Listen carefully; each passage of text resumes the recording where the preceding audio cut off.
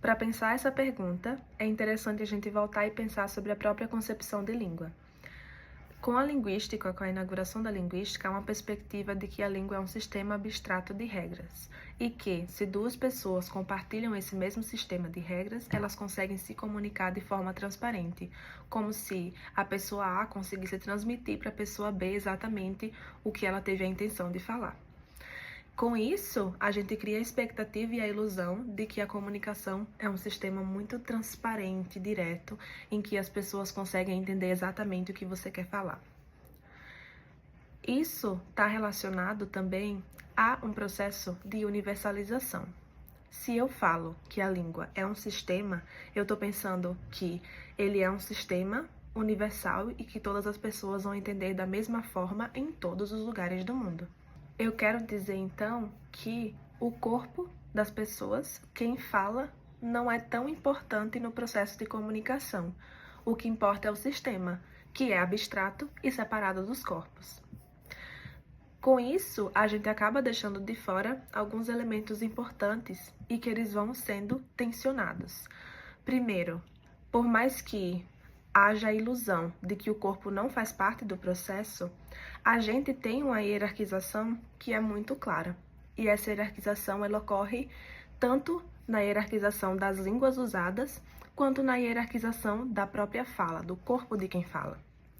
Então, quando a gente está pensando no conhecimento, né, a gente pensando nesse contexto de globalização, de internacionalização, né, essa narrativa de que a gente precisa se comunicar, a gente acaba precisando pensar, então, em que línguas que são incentivadas e reconhecidas como línguas da ciência, como línguas usadas para essa comunicação global. E a gente vai ter o inglês como sendo uma delas, né? A língua inglesa acabou sendo associada à construção de conhecimento válido, né? Então, primeiro a gente vai ter que algumas línguas europeias, são associadas à construção de conhecimento, o inglês sendo uma delas. Então, a gente já tem uma hierarquização entre as línguas. Se você pensa em conhecimento em línguas indígenas, né, elas não são associadas com esses conhecimentos científicos que a gente vai ter e que são os considerados válidos, né? Por outro lado, também há uma hierarquização da fala. Então, um corpo de uma pessoa, de uma mulher negra brasileira falando inglês não vai ter a mesma leitura, a mesma recepção, o mesmo efeito de o corpo de uma pessoa branca dos Estados Unidos, né? Um homem branco dos Estados Unidos. Então a gente tem várias hierarquizações e camadas que vão acontecendo e que nos deixa evidente que o corpo faz parte sim desse processo.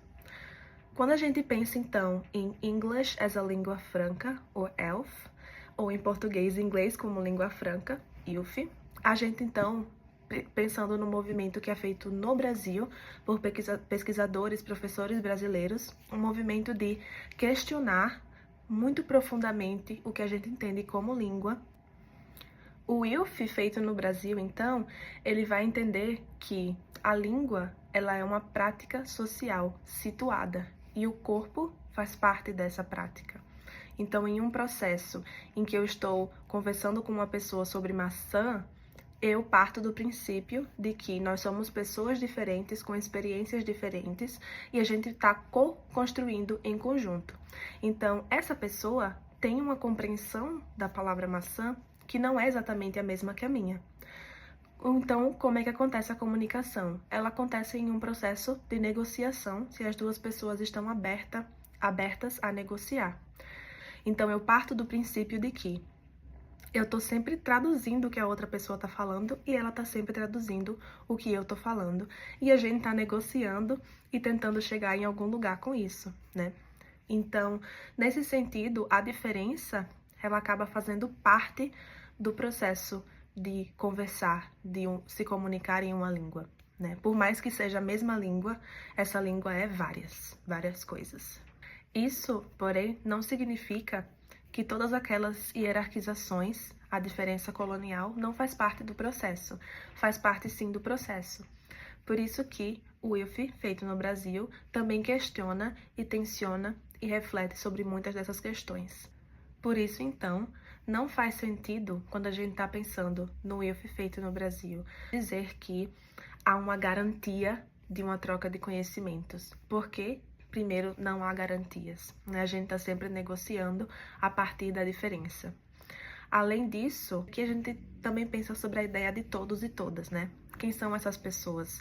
De novo, a gente traz o corpo de volta para a conversa. A pressuposição de que o inglês, ao ser colocado nessa posição de língua universal, deve ser aprendido por todos e todas, né?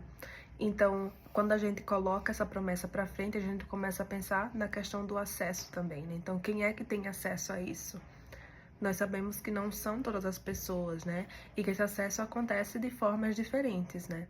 Então, parte-se da pressuposição de que o acesso deve existir, mas ele não existe por questões de desigualdade, né? Então, são essas questões que nos levam a pensar, então, o que significa esse todos,